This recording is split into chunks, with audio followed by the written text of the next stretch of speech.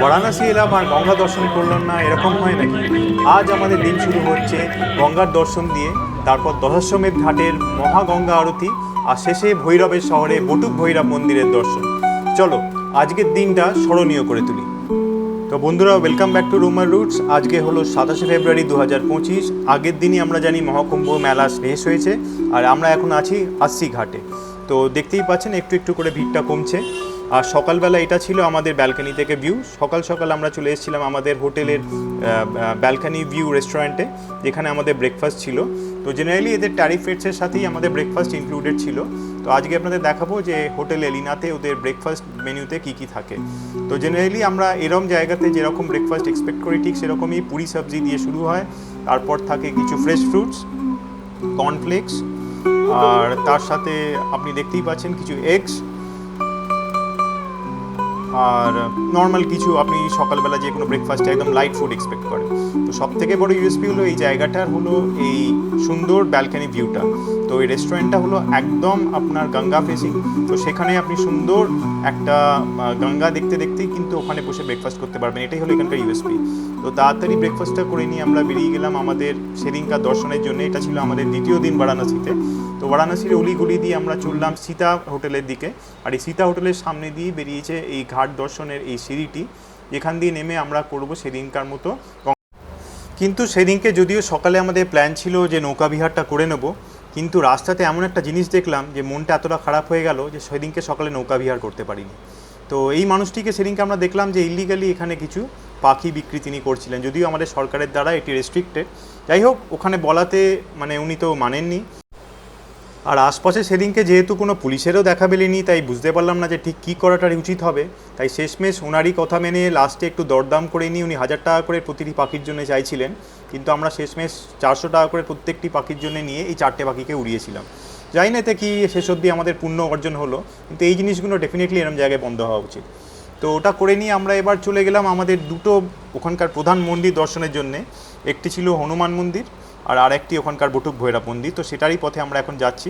তো রাস্তাঘাটে অলিগুলিতে এখানে কিন্তু আপনারা অনেক এরকম মানে বনেদি শপস দেখতে পারবেন, যারা নিজেদের বাড়িতেই এরকম মিষ্টিগুলো রান্না করে। আর বেনারসের গলি নিয়ে তো বলার কিছু নেই, একটুই যদি আপনি চোখটা ফেরান তাহলে যে কোনো সময় যে কোনো জায়গা থেকে সে বাইক আপনাকে আঘাত করতে পারে। তাই এটা নিয়ে একটু যারা প্রথমবারের জন্য যাচ্ছেন একটু সাবধান। আর এই আমাদের হোটেলে যাওয়ার প্রধান রাস্তা মদনপুরা দিয়ে।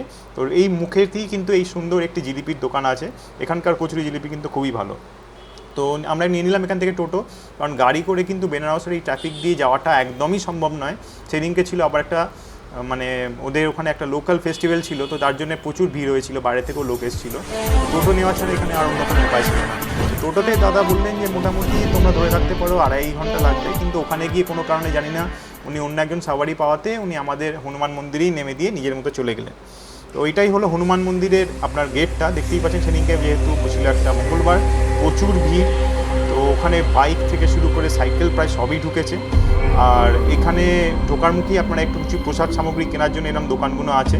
এখান থেকে আপনারা এখানকার প্রধান যে প্রসাদ সেটা হলো লাড্ডু, এটা নিয়ে আপনারা মন্দিরে যেতে পারেন। তো মন্দিরে একটা জিনিস এবারে দেখে খুব ভালো লাগলো যে এখানে কিন্তু এরকম খাওয়ার জায়গাগুলো তো অনেক সুন্দরভাবে সাজানো হয়েছে, যার ফলে আগে যেরকম ছড়ানো ছিটানো ছিল এখন অনেকটাই গোছালো। আর একটা জিনিস যেটা খুব ভালো লাগলো সেটা হলো এখানে কিন্তু ক্যামেরাটা পুরোপুরিভাবে রেস্ট্রিক্টেড হয়ে গেছে, যেটা যদিও আমি চাইছিলাম ভেতরে কিছু ফুটেজেস নিয়ে এসে শেয়ার করবো, কিন্তু তাহলেও আমি বলবো ভালো, কারণ ওটাতে কিন্তু এরকম আধ্যাত্মিক পরিবেশ নষ্ট হবে।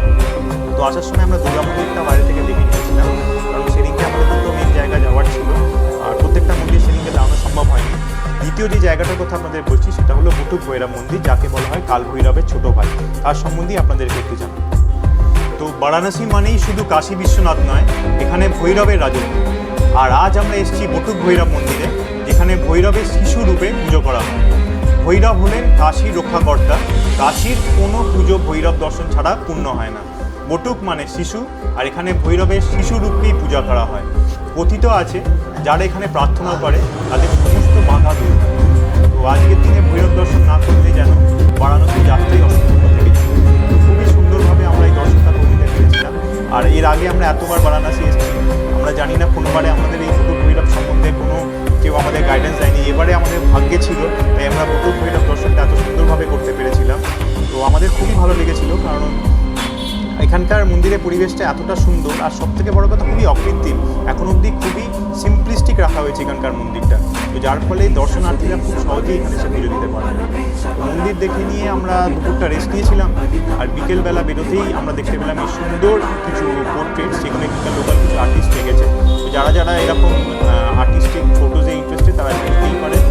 আর বিকেলের বারাণসী যেন একটা অন্য সৌন্দর্য দেয়, তো বিকেলটাই আমাদের জন্য মনে হলো সব থেকে সুটেবল হবে এই নৌকা বিহার করার জন্য। বারাণসীতে এসে নৌকা বিহার চলবো না, এটা তো একটা বড় অন্যায় হয়ে যেত। তাই আজ আমরা চলে এসেছি গঙ্গার বুকের রাজপথে নৌকা বিহার। নৌকা থেকে বারাণসী দেখা কিন্তু একেবারে অন্যরকম অভিজ্ঞতা। চলো আজ বারাণসী দেখি গঙ্গার কোলে বসে। তো গঙ্গা সম্বন্ধে একটু আপনাদের জানাই, গঙ্গা শুধু একটা নদী নয়, এ হলেন মা। এই জল স্পর্শ করলেই নাকি পাপ মোচন হয়। কিন্তু জানো কি, এই গঙ্গা আসলে স্বর্গ থেকে পৃথিবীতে এসেছিল। কথিত আছে রাজা ভগীরথ তপস্যা করে গঙ্গাকে স্বর্গ থেকে পৃথিবীতে আনেন। মহাদেব নিজে তার জটায় এই প্রবল গতি সামলান, না হলে পৃথিবী যেত ডুবে। আর এই গঙ্গাই ভগীরথী বলা হয়। আজও মানুষের বিশ্বাস গঙ্গা স্নান মানেই পবিত্রতা। আর সত্যি বলছি, এই নৌকায় বসে মনে হচ্ছে আমরা আজ একটু বেশি পবিত্র হয়ে গেলাম। এখন আমরা আছি রাজা হরিশ্চন্দ্র ঘাটে। এটাও এখানকার একটা খুব বিখ্যাত বার্নিং ঘাট। তো এখানে প্রত্যেকটি ঘাটের একটি আলাদা গল্প আছে। ঘাট মানেই শুধু ধর্ম নয়, এখানে জীবন চলে নিজের গতিতে। যেমন রাজা হরিশ্চন্দ্র ঘাট, সত্যের প্রতীক রাজা হরিশ্চন্দ্র এখানে কাজ করতেন বলে এই নাম। আর মণিকর্ণিকা ঘাটের নামে তো আমরা সবাই জানি, এখানে নাকি দেবী পার্বতীর কর্ণ ফুল পড়েছিল, তো তাই জন্যই এর নাম মণিকর্ণিকা। এছাড়াও আছে সিন্ধিয়া ঘাট, যেখানে একসময় বিশাল রাজবাড়ি ছিল, যা ধ্বংস হয়ে গেছে এখন। তো ফেরার পথে আমরা এখান থেকে যখন করিডোরটা দেখছিলাম তখন মনটা সত্যিই ভরে যাচ্ছিল, কারণ সকালবেলা আমরা এখানে এসে বিশ্বনাথ দর্শন করেছি, আর এখন রাত্রিবেলায় লাইটিং শোটা হচ্ছে, অপূর্ব সুন্দর লাগছে। তো দেখতে দেখতেই আমরা চলে এলাম এখন গঙ্গার আরতি দেখবার জন্য। অলরেডি জায়গা ফুল হয়ে গেছিলো, কিন্তু ভাগ্য আমাদের সুপ্রসন্ন ছিল, তাই আমরা দুটো সুন্দর সিট পেয়ে গেছিলাম একদম সামনে থেকে বসে গঙ্গা আরতি দেখবার জন্য। তো গঙ্গা আরতিটা আপনারা এখন দেখুন, আমি এখন আমার কমেন্ট্রিটা কিছুক্ষণের জন্য বন্ধ রাখছি।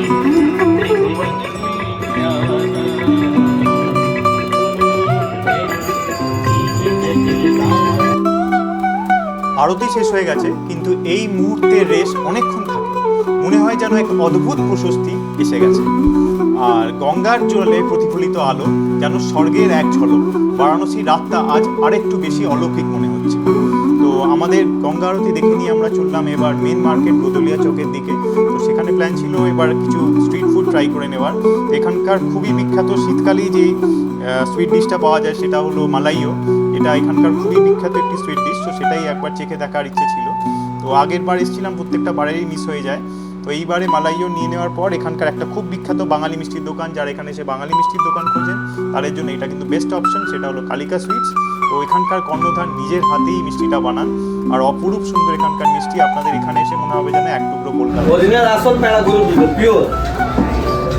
বাহ, অনেক পুরোনো দোকান ধরেন। হ্যাঁ, কালিকা তো সে বোঝাই যাচ্ছে। 200 বছর পুরোনো আমার দোকান হচ্ছে। হ্যাঁ, আমাদের আদি বাড়ি বাঁকুড়া। আচ্ছা, ওখান থেকে আমার দাদু ওরা সব এসেছিল তীর্থ করতে, আর যায়নি। বাহ। আজকের দিনটা যেন একটা সময় যাত্রা। গঙ্গা স্নিগ্ধতা, মহা আরতির আধ্যাত্মিকতা আর ভৈরব দর্শন শক্তি সব মিলিয়ে একটা কমপ্লিট দিন। খুবই